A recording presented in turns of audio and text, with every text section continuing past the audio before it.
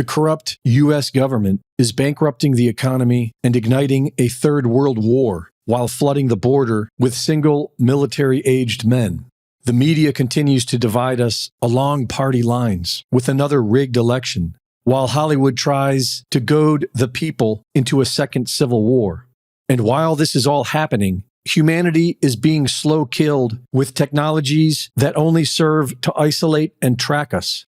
9 years ago, hundreds of scientists were warning us of the dangers of cell phones and 5G radiation. I'm Dr. Martin Blank from the Department of Physiology and Cellular Biophysics at Columbia University. We are scientists and engineers, and I'm here to tell you we have created something that is harming us, and it is getting out of control. The incidence of fatal brain cancer in younger people has more than tripled. We are putting cellular antennas on residential buildings and on top of hospitals where people are trying to get well. It's particularly frightening that radiation from our telecommunication and power line technology is damaging the DNA in our cells. The time to deal with the harmful biological and health effects is long overdue. We are really all part of a large biological experiment without our informed consent.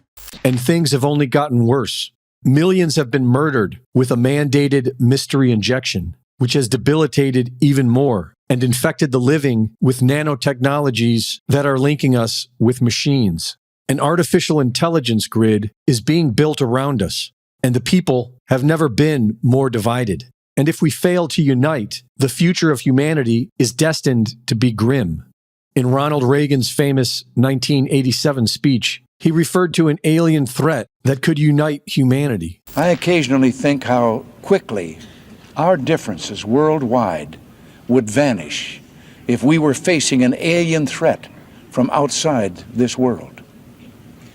And yet, I ask you, is not an alien force already among us?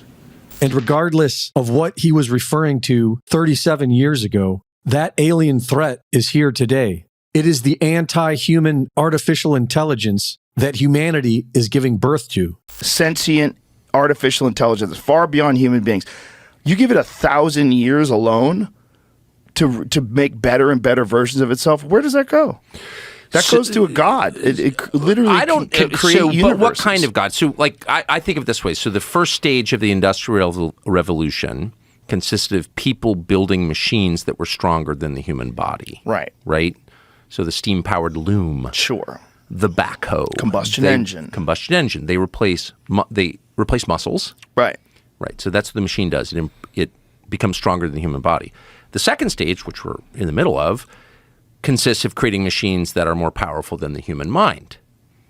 That's what computing is. And I would say AI or supercomputing is just that exponentially. But that doesn't make it a god in the sense that the machine, however powerful it is, any more than a backhoe is a god because it can dig a trench faster than 100 men, it is still something that people created. So the story hasn't really changed. At the center of the story are people, and their creative power may lead to unintended consequences, but the machines that they build did not make the universe and did not make people. People made the machines.